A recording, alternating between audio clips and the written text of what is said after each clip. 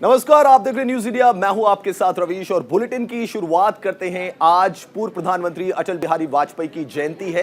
प्रधानमंत्री मोदी ने अटल बिहारी वाजपेयी की जयंती पर ट्वीट किया है।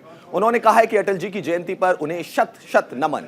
भारत के लिए उनका योगदान अमिट है। उनका नेतृत्व और दूरदृष्टि लाखों लोगों को प्रेरित करती है। तो प्रधानमंत्री नरेंद्र मोदी ने ट्वीट किया है, आज पूर्व प्रधानमंत्री अटल बिहारी वाजपेयी की जयंती है और इस मौके पर प्रधानमंत्री नरेंद्र मोदी ने ट्वीट किया है। ट्वीट की तस्वीरें भी हम आपको दिखा रहे हैं। उन्होंने शत शत नमन किया है पूर्व प्रधानमंत्री अटल बिहारी वाजपेयी को। और तस्वीरें भी हम आपको साथ साथ दिखा रहे हैं। पूर्व प्रधानमंत्री अटल बिहारी वाजपेयी के समाधि स्थल में राष्ट्रपति द्रौपदी मुर्मू पहुंची, श्रद्धांजलि दी। प्रधानमंत्री नरेंद्र मोदी वहां पर पहुंचे, उन्होंने भी श्रद्धा सुमन अर्पित किए। तस्वीरें हम आपको दिखा रहे हैं। प्रधानमंत्री नरेंद्र मोदी ने सुबह ट्वीट किया था, वो भी हम आपको दिखा रहे हैं। और इधर आप देख सकते हैं समाधि स्थल पूर्व प्रधानमंत्री अटल बिहारी वाजपेयी का। प्रधानमंत्री नरेंद्र मोदी वहां पे पहुंचे, श्रद्धांजलि अर्पित की। राष्ट्रपति द्रौपदी मुर्मू पहुंची थी। तमाम बड़े जो नेता है वो वहां पे पहुंचे और श्रद्धा सुमन अर्पित किए।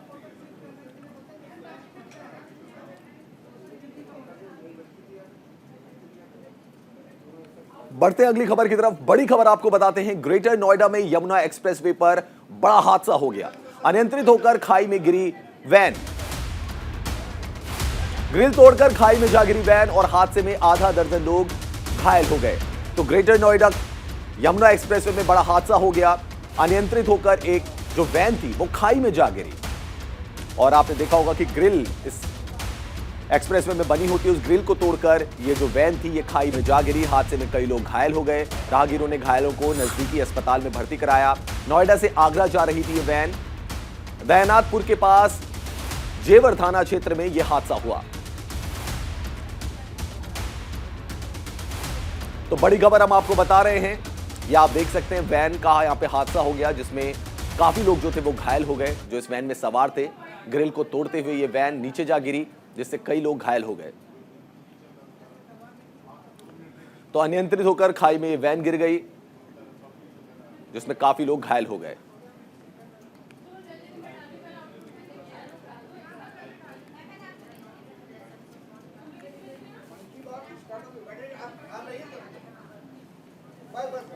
तो तस्वीरें हम आपको दिखा रहे हैं। नियंत्रित होकर खाई में वैन गिर गई जिसमें कई लोग घायल हो गए। यमुना एक्सप्रेसवे का ये हादसा है जिसमें काफी लोग घायल हो गए। वहां पे जो स्थानीय लोग थे उन्होंने लोगों को वहां पे से रेस्क्यू किया और उनको स्थानीय अस्पताल में भर्ती कराया।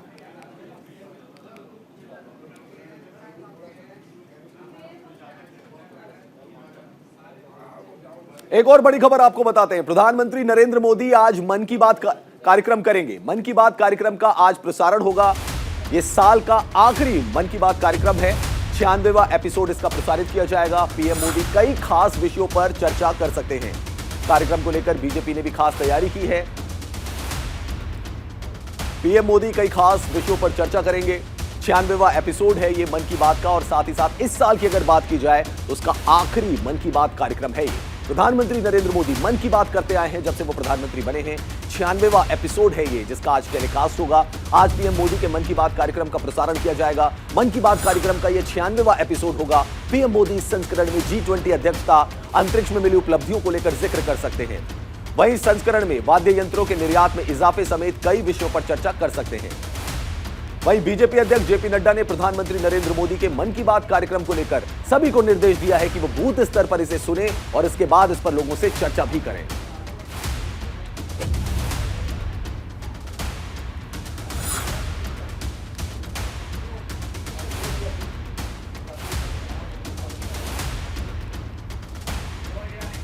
तो मन की बात कार्यक्रम का आयोजन आज होने वाला है। मन की बात कार्यक्रम का ये 96वां एपिसोड जो है टेलीकास्ट होगा। G20 की अध्यक्षता को लेकर प्रधानमंत्री नरेंद्र मोदी इसमें चर्चा कर सकते हैं। अंतरिक्ष में जो उपलब्धियां मिली हैं उस पर भी आज बात कर सकते हैं।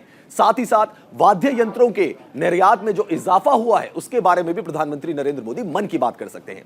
बीजेपी ने कार्यक्रम को लेकर निर्देश दिए हैं। राष्ट्रीय अध्यक्ष जो है जेपी नड्डा, उन्होंने निर्देश दिए हैं। उन्होंने कहा कि बूथ स्तर पर जो कार्यक्रम है मन की बात उसको सुने कार्यकर्ता और लोगों से इसकी चर्चा भी करें। तो जेपी नड्डा की तरफ से भी निर्देश साफ है। तो लोगों के मन की बात कार्यक्रम पर आज लोगों से मन की बात कार्यक्रम में आज प्रधानमंत्री नरेंद्र मोदी चर्चा करने वाले हैं। G20 की अध्यक्षता को लेकर चर्चा कर सकते हैं और क्या जरूरी बातें वो भी हम आपको बता रहे हैं। अंतरिक्ष में जो उपलब्धियां मिली हैं उस पर भी प्रधानमंत्री नरेंद्र मोदी आज बात कर सकते हैं। वाद्य यंत्रों के निर्यात में जो इजाफा आया उसको लेकर भी प्रधानमंत्री नरेंद्र मोदी मन की बात कार्यक्रम में बात कर सकते हैं। बीजेपी के जो कार्यकर्ता हैं उनको निर्देश दिए गए हैं।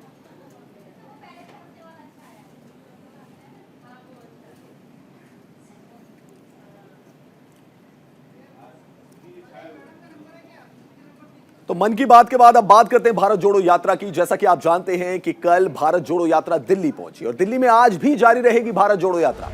बड़ी खबर आपको बता रहे हैं, समाधियों पर श्रद्धांजलि अर्पित करेंगे राहुल गांधी। तो दिल्ली में आज भी जारी रहेगी भारत जोड़ो यात्रा। राहुल गांधी राजघाट जाएंगे, महात्मा गांधी की समाधि पर, शक्ति स्थल जाएंगे, शांति वन जाएंगे, राहुल गांधी राष्ट्रीय स्मृति स्थल भी जाएंगे। राहुल गांधी अटल बिहारी वाजपेयी को भी श्रद्धांजलि देंगे। आज पूर्व प्रधानमंत्री अटल बिहारी वाजपेयी की जयंती है। राहुल गांधी वहां पहुंचेंगे और श्रद्धांजलि देंगे। श्रद्धांजलि कांग्रेस की भारत जोड़ो यात्रा जो है, जैसा कि हम बता रहे हैं आपको, श्रद्धांजलि आज देंगे। ये देख सकते हैं आप तस्वीरें, यहां पर राजघाट पहुंचेंगे राहुल गांधी। भारत जोड़ो यात्रा का दिल्ली में दूसरा दिन है, कल पहुंची थी विशाल जनसैलाब के साथ।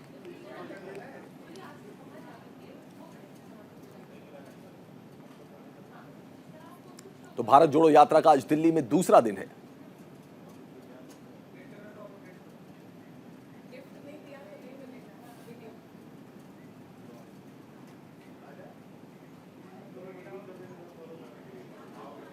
तो आज भारत जोड़ो यात्रा का दूसरा दिन है। बीजेपी ने मेरी छवि खराब करने की कोशिश की है, राहुल गांधी का कहना है।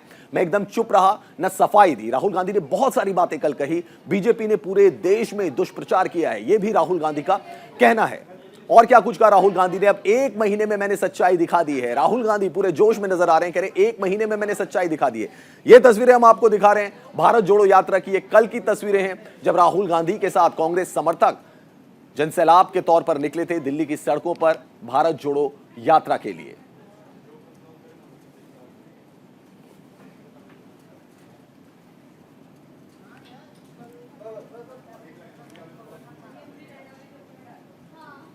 बड़ी खबर आपको बता रहे हैं जी, आरएसएस की कच्छ में 2 दिवसीय बैठक है और आरएसएस प्रमुख मोहन भागवत बैठक में हिस्सा लेंगे। तो आरएसएस की कच्छ में 2 दिवसीय बैठक है, मोहन भागवत बैठक में हिस्सा लेंगे। स्वराष्ट्र के कार्यकर्ताओं की बैठक में शामिल होंगे मोहन भागवत। सरसंघ चालक मोहन भागवत कच्छ में जो 2 दिवसीय बैठक है उसमें हिस्सा लेंगे। गुजरात में आधार बढ़ाने को लेकर मार्गदर्शन करेंगे। गुजरात के कच्छ में राष्ट्रीय स्वयंसेवक संघ की 2 दिवसीय बैठक का आयोजन किया जा रहा है, जहां आरएसएस प्रमुख मोहन भागवत आज और कल संगठन के सौराष्ट्र क्षेत्र के कार्यकर्ताओं की बैठक में शामिल होंगे। मोहन भागवत क्षेत्र में अपना आधार बढ़ाने को लेकर मार्गदर्शन करेंगे। बताया जा रहा है कि कच्छ जिले के अंजार शहर में होने वाली बैठक में सौराष्ट्र और कच्छ क्षेत्रों के लगभग 300 आरएसएस कार्यकर्ता शामिल होंगे।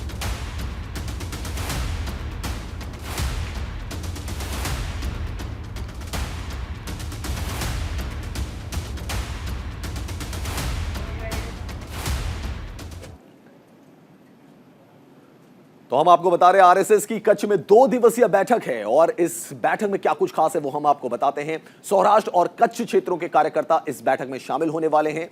2 दिवसीय बैठक है ये आरएसएस की। बैठक में करीब 300 आरएसएस कार्यकर्ता शामिल होंगे। तो 300 आरएसएस के जो कार्यकर्ता हैं वो शामिल होंगे इस बैठक में। आरएसएस के साल 2025 में हो रहे हैं 100 साल। 1925 में आरएसएस की स्थापना हुई थी और 2025 आने वाला है तो 100 साल पूरे होंगे। गुजरात के गांव तक पकड़ बनाने की योजना बनाई जा रही है। गांव में शाखा स्थापित करने का भी लक्ष्य रखा जा रहा है।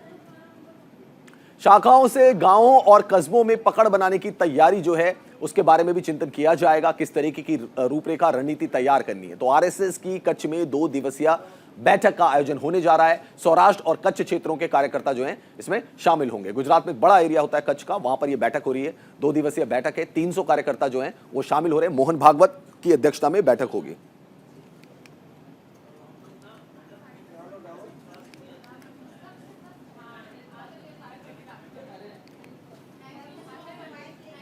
नौ बजे की एक और बड़ी खबर आपको बताते हैं। अमेठी दौरे पर हैं केंद्रीय मंत्री स्मृति ईरानी। सांसद हैं अमेठी से, राहुल गांधी को हराया था।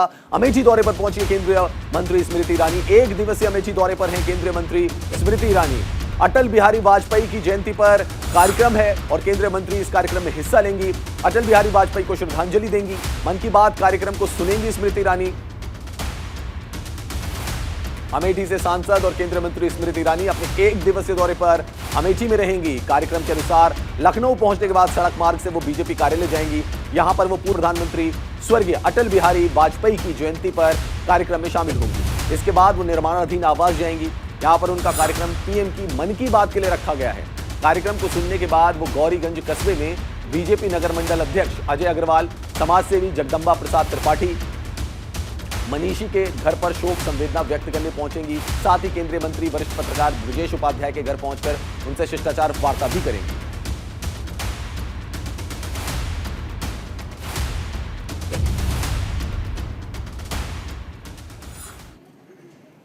एक और बड़ी खबर आपको बता रहे हैं, लखनऊ में सीएम योगी आदित्यनाथ समीक्षा बैठक करेंगे।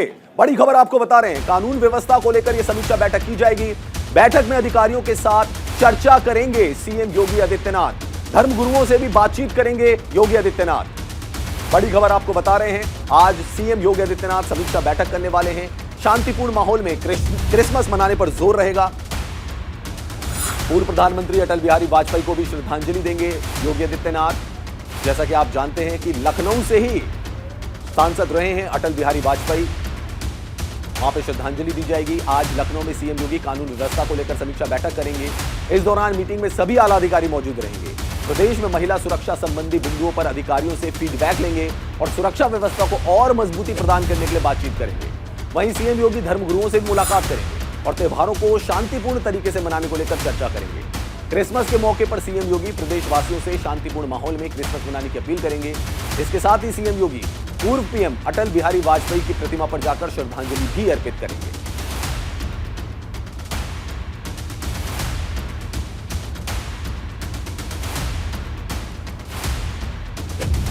तो सीएम योगी आदित्यनाथ आज समीक्षा बैठक करने वाले हैं। कानून व्यवस्था को लेकर यह समीक्षा बैठक की जा रही है।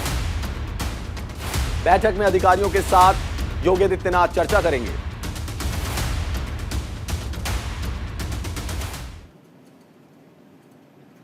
बड़ी खबर आपको बता रहे हैं, भारत बांग्लादेश टेस्ट मैच से जुड़ी हुई बड़ी खबर है। भारत बांग्लादेश के बीच दूसरे टेस्ट का चौथा दिन है और भारत के पास मौका है इस टेस्ट मैच को जीतने का।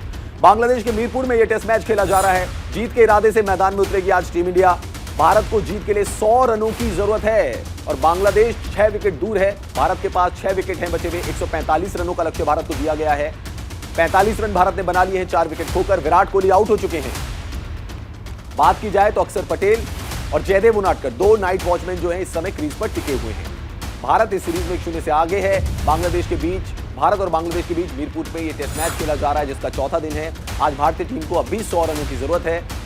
तीसरे दिन का खेल खत्म होने तक भारत ने 4 विकेट पर 45 रन बना लिए थे। उसे जीत के लिए अब 100 रनों की जरूरत है। 6 विकेट बचे हुए हैं। जयदेव उनादकर, अक्षर पटेल नाबाद लौटे हैं। तीसरे दिन की खत्म होने तक भारतीय टीम ने अपनी दूसरी पारी में 45 रन बनाए। इससे पहले बांग्लादेश की दूसरी पारी 231 रनों पर सिमट गई थी। बांग्लादेश के लिए दूसरी पारी में लिटन दास ने 73 रन बनाए। पहली पारी के आधार पर भारत को 87 रनों की बढ़त मिली थी। ऐसे में उसे जीत के लिए 145 रनों का टारगेट मिला।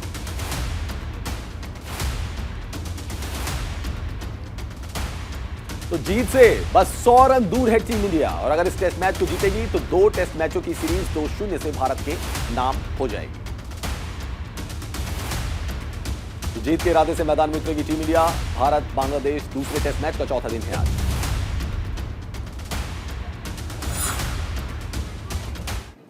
तो आज का दिन बेहद खास है क्योंकि आज 25 दिसंबर है यानी क्रिसमस का डे है। आज देश और दुनिया में क्रिसमस की धूम देखी जा रही है और क्रिसमस को लेकर लोगों में जबरदस्त उत्साह देखा जा रहा है। यीशु मसीह के जन्मदिन की मनाई जा रही है खुशी। चर्च में प्रार्थनाओं का आयोजन किया जा रहा है। कैरल्स गाए जा रहे हैं। रंग बिरंगी लाइटों से गिरजाघर जो हैं, चर्च जो हैं वो सज गए हैं। क्रिसमस पर देश भर के गिरजाघरों में सेलिब्रेशन के शानदार नजारे दिखाई दे रहे हैं। देश भर के अलग अलग गिरजाघरों में यानी कि चर्च में सामूहिक प्रार्थना का आयोजन किया गया है जिसमें बड़ी तादाद में लोग पहुंचे। इस दौरान लोगों ने केक काटकर सेलिब्रेशन किया। प्रभु जीसस क्राइस्ट के जन्मदिन की खुशी के मौके पर मनाए जाने वाले क्रिसमस को त्योहार की धूम देश भर में देखी जा रही है। शनिवार को आधी रात को देश के अलग अलग चर्च में ईसाई समुदाय के लोग इकट्ठा हुए और सामूहिक प्रार्थना में शिरकत की। देश भर के गिरजाघरों में प्रेयर के दौरान काफी तादाद में लोग मौजूद रहे। क्रिसमस पर इकट्ठा हुए लोगों ने ईसा मसीह का जन्मदिन मनाया। इस दौरान केक काटकर खुशियां मनाई गई। क्रिसमस के मौके पर सेंटा क्लॉज ने बच्चों को गिफ्ट भी बांटे। क्रिसमस को लेकर गिरजाघरों में कई दिन पहले से ही तैयारियां शुरू हो गई थी। इस दौरान चर्चों को रंग बिरंगी लाइटों से सजाया गया। तो ये आप देख सकते हैं, दुनिया भर के जो चर्च है उनको सजाया गया है। ईसा मसीह का जन्मदिन है आज। क्रिश्चियंस के धार्मिक गुरु जीसस क्राइस्ट का आज जन्मदिन है और क्रिसमस का त्यौहार मनाया जा रहा है। पूरी दुनिया में क्रिसमस का जो त्यौहार है उसमें जो लोग इनमें काफी उत्साह देखा जा रहा है।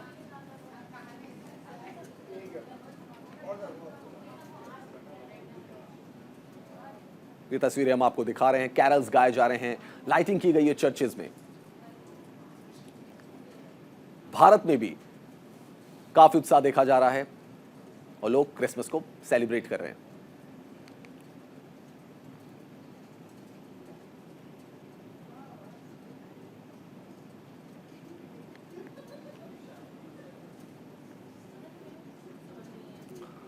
तो देश दुनिया में क्रिसमस की धूम देखी जा रही है।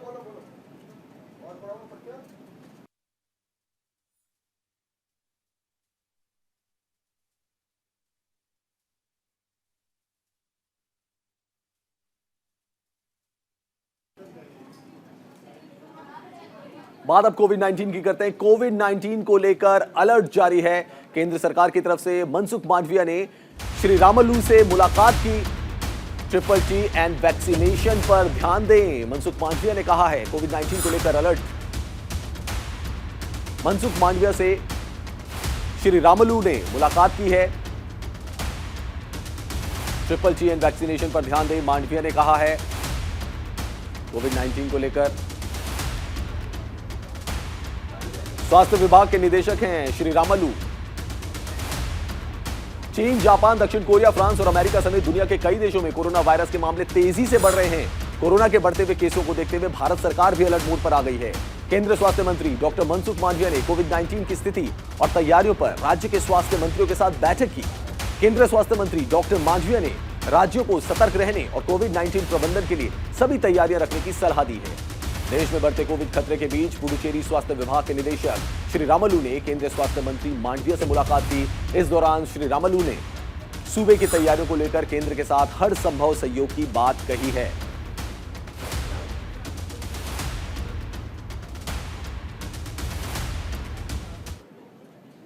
अलर्ट मोड पर है तमिलनाडु सरकार। तो कोविड-19 को लेकर पूरे देश में अलर्ट देखा जा रहा है और अलर्ट मोड पर है तमिलनाडु सरकार। स्वास्थ्य मंत्री ने किया एयरपोर्ट का निरीक्षण। जी हां, स्वास्थ्य मंत्री ने एयरपोर्ट का निरीक्षण किया।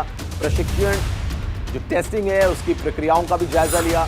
कोरोना के नए वेरिएंट को लेकर हर स्तर पर एहतियातन कदम उठाए जा रहे हैं। इसी बीच तमिलनाडु के स्वास्थ्य मंत्री सुब्रमण्यम ने चेन्नई अंतर्राष्ट्रीय हवाई अड्डे का जायजा लिया और अंतर्राष्ट्रीय यात्रियों की जो सैंपलिंग हो रही है उसका भी उन्होंने निरीक्षण किया। इस वक्त स्वास्थ्य सचिव, जन स्वास्थ्य और निवारक चिकित्सा निदेशक भी मौजूद थे। स्वास्थ्य मंत्री ने कहा कि अगर सकारात्मक मामले हैं तो उन्हें तुरंत राज्य सार्वजनिक स्वास्थ्य प्रयोगशाला में टेस्ट के लिए भेजा जाएगा ताकि वेरिएंट की पहचान की जा सके। साथ ही बताया कि तमिलनाडु के सरकारी अस्पतालों में मरीजों के लिए 1,15,000 बिस्तरों की व्यवस्था की जा चुकी है, जिसमें 72,000 बेड कोविड-19 रोगियों के लिए तैयार किए गए।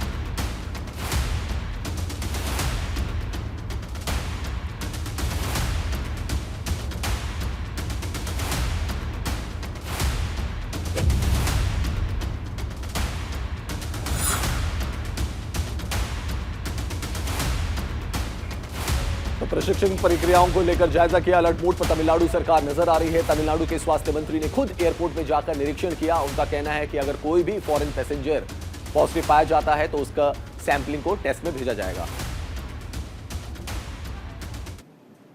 बड़ी खबर आपको बता देते हैं, एटा से यह खबर आ रही है। एटा में प्रधान और विपक्षी गुट के बीच फायरिंग हो गई। जी हां, फायरिंग का मामला यहां पे सामने आया है। प्रधान और विपक्षी गुट के बीच फायरिंग हो गई है। एटा में पुरानी रंजिश को लेकर यह फायरिंग हुई।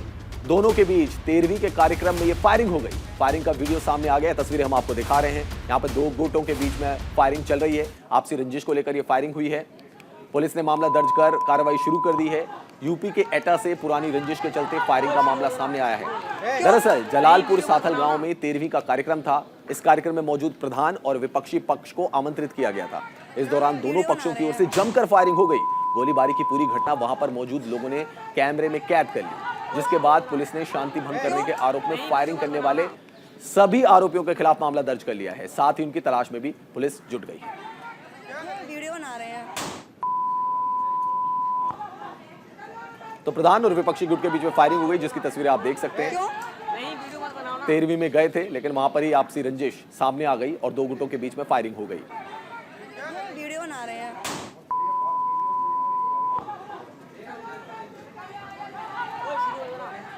क्यों? नहीं, वीडियो मत बनाओ ना।